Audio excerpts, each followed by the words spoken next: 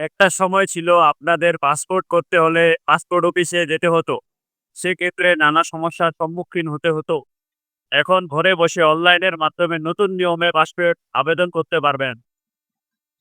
আমাদের এই ভিডিওতে আপনারা কিভাবে নতুন করে পাসপোর্ট আবেদন করতে পারবেন তা সম্পূর্ণ বিস্তারিত আলোচনা করা হয়েছে। যদি আপনাদের আমাদের এই ভিডিওগুলো ভালো লেগে থাকে তাহলে লাইক, কমেন্ট, শেয়ার, সাবস্ক্রাইব করুন। অলরেডি যারা সাবস্ক্রাইব করেছেন তাদের অসংখ্য ধন্যবাদ। ২০২৫ সালে ই-পাসপোর্টের প্রয়োজনীয় কাগজপত্র। জাতীয় পরিচয়পত্র। যাদের বয়স ১৮ বছরের বেশি তাদের অবশ্যই জাতীয় পরিচয়পত্র থাকতে হবে এবং এর ফটোকপি আবেদনের সাথে জমা দিতে হবে। যাদের বয়স ১৮ বছরের নিচে তাদের জন্ম নিবন্ধনের সনদ প্রয়োজন হবে।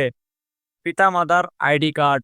আবেদনকারীর পিতামাতার উভয়ের জাতীয় পরিচয়পত্রের ফটোকপি লাগবে। যদি পিতামাতা মৃত্যু হয় তবে তাদের মৃত্যু সনদের ফটোকপি জমা দিতে হবে। পাসপোর্টের ফি পরিশোধনের রসিদ। অনলাইনে আবেদন করার পর পাসপোর্ট ফি পরিশোধ করতে হবে এবং পরিশোধের রসিদটি চালান আবেদনের সাথে সংযুক্ত করতে হবে। পূরণকৃত ফর্ম ও অন্যান্য কাগজপত্র। আবেদনপত্রের উল্লেখিত অন্যান্য প্রয়োজনীয় কাগজপত্র যেমন বর্তমান ঠিকানা ও পেশার প্রমাণপত্র, শিক্ষাগত যোগ্যতা, সনদপত্র যদি থাকে ইত্যাদি সংযুক্ত করতে হবে।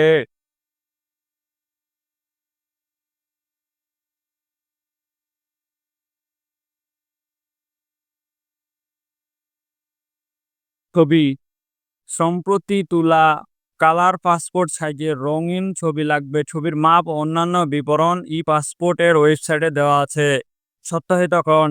ক্ষেত্র বিশেষে কিছু কাগজপত্র যেমন জন্ম নিবন্ধন সনদ, পিতামাতার আইডি কার্ড, ঠিকানা প্রমাণপত্র ইত্যাদি লটারি, পাবলিক অবস্থা অথবা প্রথম শ্রেণীর ম্যাজিস্ট্রেট দ্বারা সত্যায়িত করতে হবে।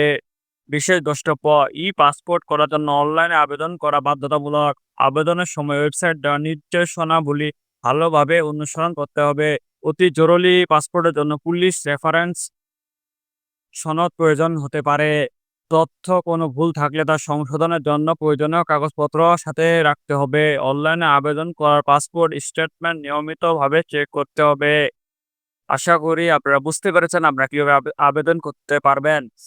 আমাদের চ্যানেলে আবেদনের নিয়মটি দেওয়া থাকবে।